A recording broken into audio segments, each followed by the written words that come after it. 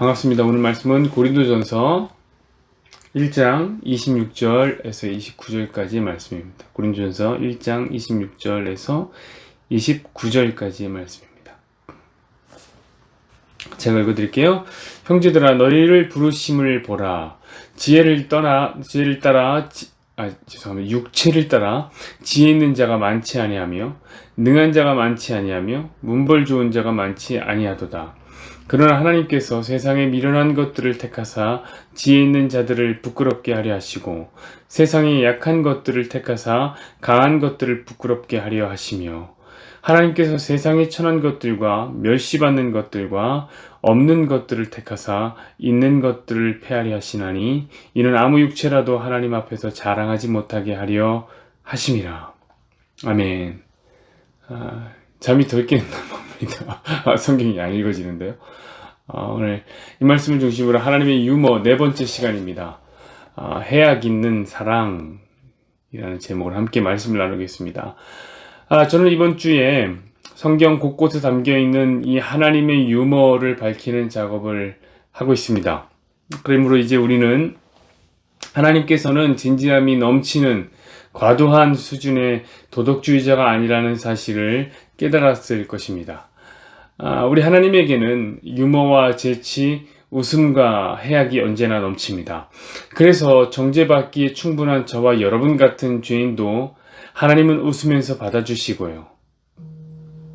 때로는 욕을 한바탕 쏟아부으시면서까지 정신 차리라고 말씀하시기도 하십니다. 또 때로는 우리 삶에 다양한 반전을 펼쳐 나가기도 하시는 그야말로 우리 하나님은 예측할 수 없는 신선한 유머가 넘치는 분입니다. 그런데 제가 아는 하나님의 유머 중에 가장 재미있고 가장 사랑하는 유머가 있습니다. 그것은 무엇이냐면 바로 우리 하나님의 사랑 안에 담겨져 있는 유머입니다. 하나님의 사랑에는 오늘 설교의 제목처럼 해악이 담겨 있습니다. 바로 하나님이 사랑하시는 그의 성도들의 면면 모습 때문입니다. 하나님은 이 세상이 지어지기 전부터 존재하셨습니다. 여러분 그거는 알고 계시죠? 이 세상이 지어지기 전부터 하나님은 혼자 계셨습니다. 그러나 하나님은 혼자만 계시기를 원하지 않으셨습니다. 그것은 외로움을 많이 타시기 때문이 결코 아닙니다. 지루하기 때문도 아닙니다. 여러분 우리 하나님은 혼자 계셨지만 혼자만으로는 부족함을 느끼고 이런 분 아니에요. 부족함 없어요. 완전하셨습니다. 하지만 하나님에게는 소개하고 싶은 행복이 있었던 거예요. 여러분 하나님 혼자였지만 사실은 삼위일체 이거를 잘 아셔요. 셋이었던 그 삼위일체 하나님 안에서 이미 충분한 교제 속에서 행복을 느끼고 있었어요. 그것을 다른 존재들에게도 전하고 싶었던 거예요. 여러분 그런 거 아세요? 우리가 이기적이지만 왜 좋은 것들은 서로 나누고 싶은 게 있잖아요. 그렇죠? 그래서 제가 여러분에게 전도하라 이런 강요를 하지 않는 겁니다. 제가 여러분에게 전도해라 이렇게 얘기한 적 없죠. 왜냐면 그 교회가 좋으면요 전도는 하게 되어 있어요. 내가 사랑하는 사람들에게 우리는 좋은 것을 소개하고 싶습니다. 그렇습니다 여러분. 좋은 건 소개하고 싶은 법이에요. 근데 뭐하러 전도하라고 이렇게 계속 얘기합니까? 어차피 안 좋으면 아무리 전도하라고 해도 안 해요. 그래서 안 하나요? 성도들이? 여러분 안 좋아도 전도하게 하려면 결국은 협박을 한다거나 아니면 상을 준다고 해야지 전하게 됩니다. 예를 들면 전도 안 하면 하나님 싫어하세요. 벌 받고 싶으시세요? 그럼 전도하세요. 이렇게 얘기한다든지 반대로 전도하면 하늘의 상이 큽니다. 이런 얘기를 해야 전도하게 되는 겁니다. 근데 여러분 이런 건 거짓말이에요. 저는요 하나님의 말씀으로 거짓말하고 싶지 않아요. 그러니까 저는 여러분들이 전도를 하는 것보다 여러분들이 교회를 더 사랑하게 되기를 원합니다. 그와 같은 이야기죠. 우리 하나님은요 삼위 하나님, 즉 세 분 하나님의 하나됨 속에 온전한 행복과 즐거움을 느끼고 계셨습니다. 그래서 그 연합의 즐거움을 우리들에게도 전해주기 위해서 인간을 창조하신 겁니다. 여러분, 우리가 확실하건대 우리가 천국에 가면요, 그 하나님과 연합된 한 세 사람, 이것이 되는 거예요. 우리는 한 지체가 될 것입니다. 그럼 여러분, 도대체 얼마나 좋을까요? 글쎄 여러분, 온 우주를 지으신 하나님과 우리는 하나가 되는 것입니다. 온 우주를 지으신 하나님과 모든 것을 할 수 있으며 모든 것을 알고 계시며 모든 영광을 소유하고 계신 하나님과 우리는 하나가 되는 것입니다. 여러분, 상상할 수도 없는 일이 벌어지는 겁니다. 그것이 우리가 받은 구원이에요. 참으로 감격스럽고 감사한 일이 될 것입니다. 그러니까 여러분이, 하나님이 인간을 왜 만드셨다고요? 성도들에게 그 하나님과 연합하는 영광을 체험하게 하시고 그 천국의 기쁨이 충만하여서 하나님께 늘 온전한 감사를 드리게 하도록 우리를 만든 겁니다. 사랑하는 여러분, 성도란 그런 겁니다. 그런 존재예요. 하나님과 하나 되어서 결국에 하나님이 되는 존재가 바로 성도라는 존재입니다. 그래서 천국이 성경이 이 천국을 뭐라고 비교하냐면 혼인잔치들이 비교하게 되는 겁니다. 왜냐면 혼인이 그런 거잖아요. 성경이 말하는 혼인은 둘이 하나가 되는 거.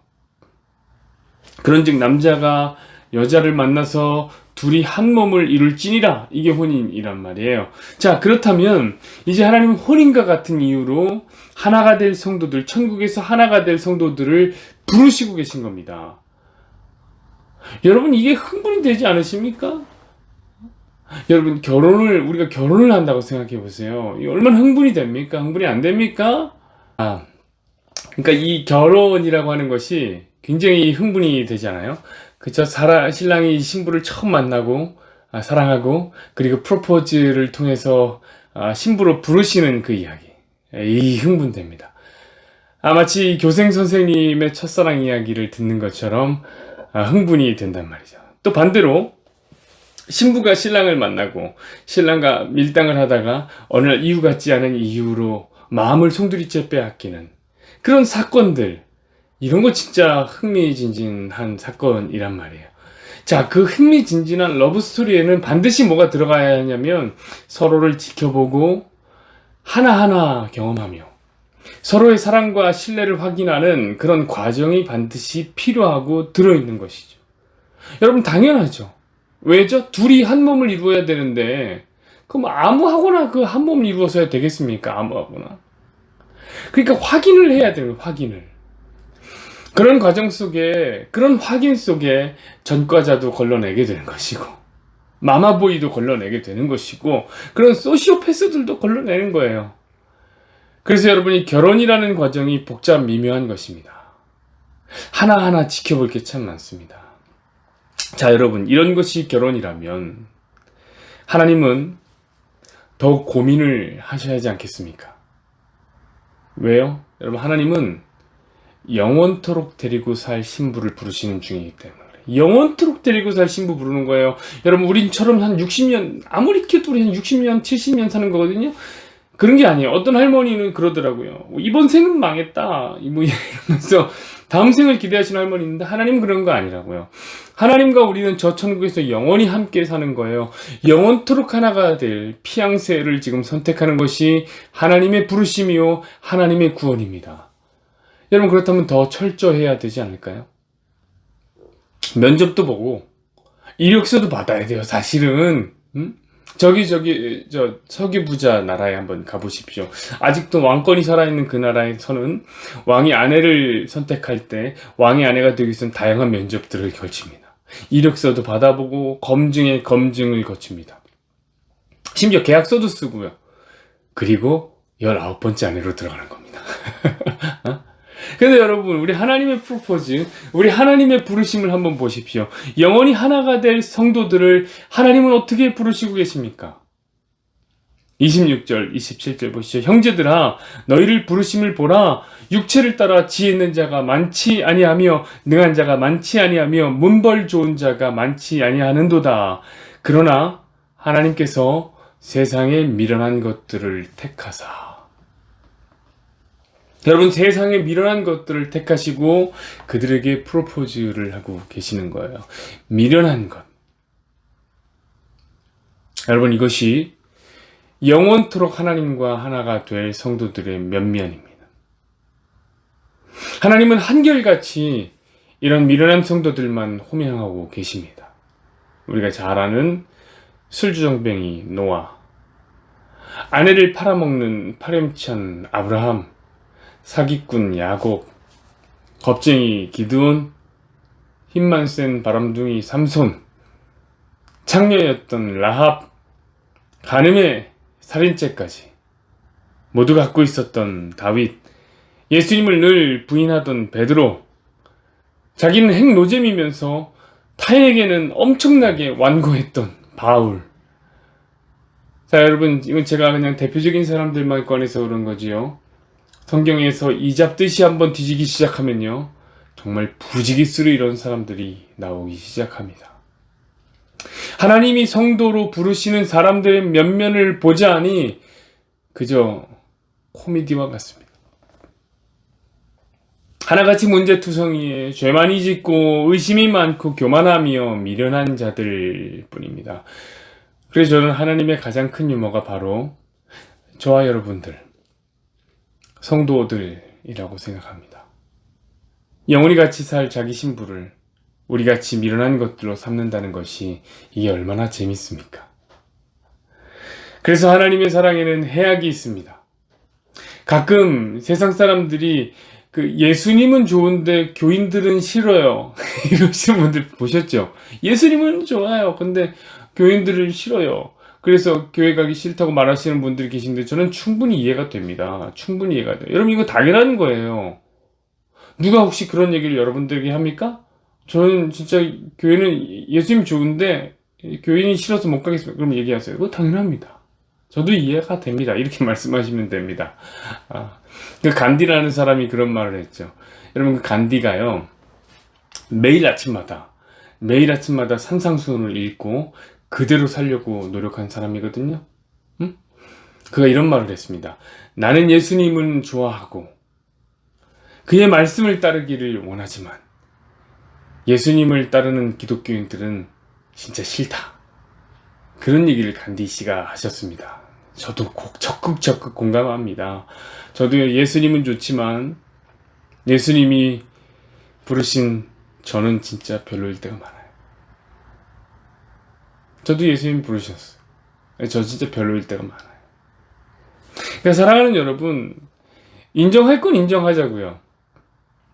자꾸 인정을 안 해서 이상하게 꼬이는 거죠. 인정을 제대로 하면 문제될 게 아무것도 없습니다.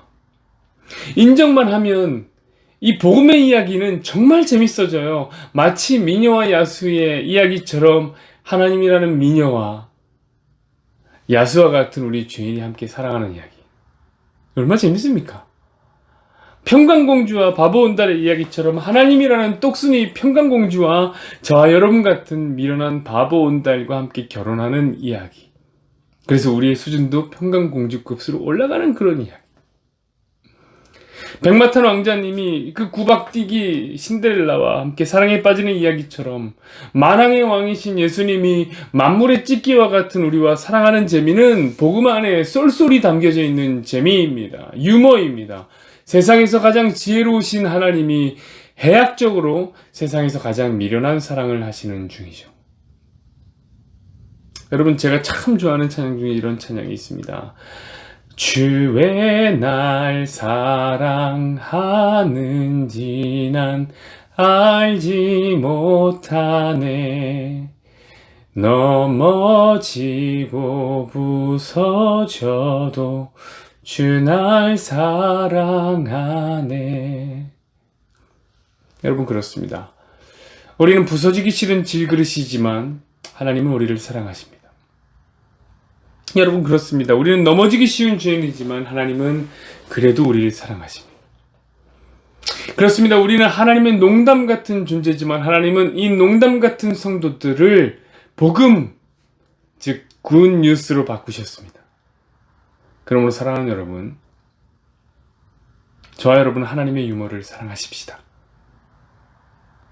그 하나님의 유머를 자랑하십시다. 세상 사람들 다 와서 한번 들어보십시오. 하나님이 농담과 같은 나 같은 죄인도 사랑하셨습니다. 자랑할 것이 없는 우리의 삶, 우리의 어떤 면면을 자랑하지 말고, 뭐 자랑할 것도 없는데 이렇게 자랑하면서 삽니까? 우리는 그 하나님의 해악 있는 사랑을 자랑하십시오. 우리 읽지 않았지만 29절에서 31절까지의 말씀을 읽으면서 오늘의 말씀을 마무리하겠습니다. 이는 아무 육체라도 하나님 앞에서 자랑하지 못하게 하려 하심이라. 너희는 하나님으로부터 나서 그리스도 예수 안에 있고 예수는 하나님으로부터 나와서 우리에게 지혜와 의로움과 거룩함과 구원함이 되셨으니 기록된 바 자랑하는 자는 주 안에서 자랑하라 함과 같게 하려 함이니라. 우리의 삶이 늘 이 해악이 있는 하나님의 사랑, 예수님의 사랑을 자랑하기를 소망합니다. 함께 기도하겠습니다. 여호와는 내게 복을 주시고 너를 지키시기를 원하며 여호와는 그의 얼굴을 내게 비추사 은혜 베푸시기를 원하며 여호와는 그 얼굴을 내게로 향하여 드사 평강 주시기를 원하노라.